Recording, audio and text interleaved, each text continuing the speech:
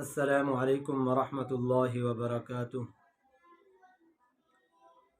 फ़वाइद मक्किया के दर्स नंबर 14 में आप लोगों की खिदमत में हाज़िर हुआ हूँ।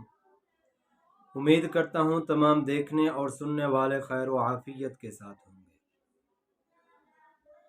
हमने फ़वाइद मक्किया की इबारत पढ़ी थी जिसमें हमने बिस्मिल्लाहिर्रहमानिर्रहीम और अऊज़ु बिल्लाहि मिनश्शैतानिर्रजीम के हवाले से बात की थी। तो हमने एक इबारत पढ़ी थी, वो ये थी, जब सूरत शुरू की जाए तो बिस्मिल्लाह पढ़ना भी ज़रूरी है सिवाय सूरत बारात के। अब सूरत बारात का जो हुक्म है इसके बारे में इल्म क़िराअत की मोतबर किताबों में ये बात सराहत के साथ वज़ाहत के साथ मौजूद है, चाहे आप क़िराअत की इब्तिदा सूरत बारात ही से करें या पढ़ते पढ़ते दरमियान में सूरत बारात शुरू हो जाए तो हर हाल में बिस्मिल्लाह नहीं पढ़ी जाएगी। वजह यह है कि सहाबा किराम रिज़वानुल्लाहि ताला अलैहिम अजमाइन ने इसको मसाहिफ में लिखा ही नहीं है। चुनांचे अल्लामा शातिबी रहमतुल्लाहि ताला अलैह इस हवाले से इस तरह फरमाते हैं, व महमा तस्किलहा औ बदअत बराअतन लितंज़ीलिहा बिस्सैफ लस्त मुबस्मिला।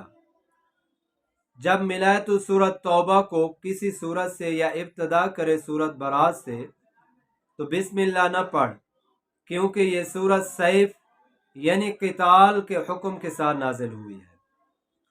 और नशर में इसकी और भी ज़्यादा वज़ाहत मौजूद है कि इब्तिदाए बारात में चाहे आप क़िराअत की इब्तिदा सूरत बारात ही से करें या अनफाल ख़त्म करने के बाद सूरत बारात शुरू हो जाए तो बिल इत्तिफाक बिस्मिल्लाह नहीं पढ़ी जाएगी। और नशर ही के अंदर आगे बाज़ हज़रात का ये कौल भी नकल किया गया है कि इब्तिदाए सूरत बारात में उस सूरत में बिस्मिल्लाह पढ़ना भी जायज़ है, वो इसलिए कि ये इब्तिदाए क़िराअत इब्तिदाए सूरत है, यानी क़िराअत की भी इब्तिदा है, सूरत की भी इब्तिदा है। तो वो लोग भी इस बात के कायल नहीं हैं कि सूरत बारात की इब्तिदा की वजह से ही हम बिस्मिल्लाह पढ़ते हैं, बल्कि वो ये कहते हैं कि क़िराअत की इब्तिदा में हमेशा हम बिस्मिल्लाह पढ़ते हैं, इसलिए यहाँ भी बिस्मिल्लाह के पढ़ने में कोई हर्ज नहीं है, बरकत के लिए बिस्मिल्लाह का पढ़ लेना जायज़ है। क्यों कि वो इस हदीस की दलील देते हैं कि हर वो मुहतमिम बिशान काम जिसकी इब्तिदा में बिस्मिल्लाह नहीं पढ़ी जाएगी तो उसकी जो बरकत है वो ख़त्म हो जाती है, कटी हुई होती है। आगे और औसात और अज्जा में इख्तियार है, चाहे बिस्मिल्लाह पढ़े और चाहे न पढ़े। अऊज़ और बिस्मिल्लाह पढ़ने में 4 सूरतें हैं। यहाँ ये बात पूरी इबारत पढ़ लेते हैं।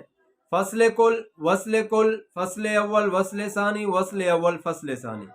जब एक सूरत को ख़त्म करके दूसरी सूरत शुरू करे तो 3 सूरतें जायज़ हैं और चौथी सूरत जायज़ नहीं, यानी फ़स्ल कुल और वस्ल कुल और फ़स्ल अव्वल वस्ल सानी जायज़ हैं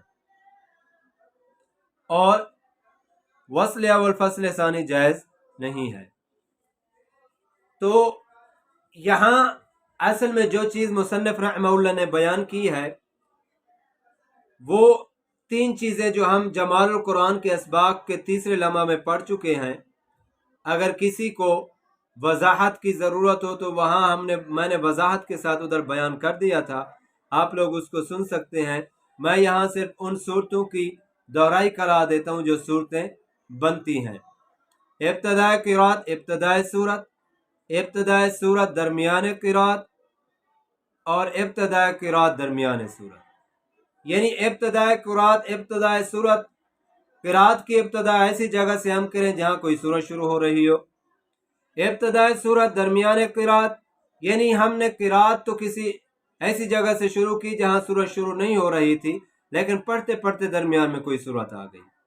और तीसरी सूरत इब्तिदाए क़िराअत दरमियान सूरत, यानी क़िराअत की इब्तिदा ऐसी जगह से की जाए जो सूरत का दरमियान हो, जैसे दूसरे पारे से हमने क़िराअत की इब्तिदा की हो। तो ये सूरतें इस सबक में मुसन्निफ रहमतुल्लाह ने बयान की हैं। अगर किसी को वजाहत की ज़रूरत हो तो जमाल कुरान के तीसरे लम्हा को आप लोग सुन सकते हैं, उसमें वजाहत के साथ मैंने बयान कर दिया था। आज का हमारा सबक यहीं पे ख़त्म होता है। अस्सलामु अलैकुम वरहमतुल्लाहि वबरकातुहू।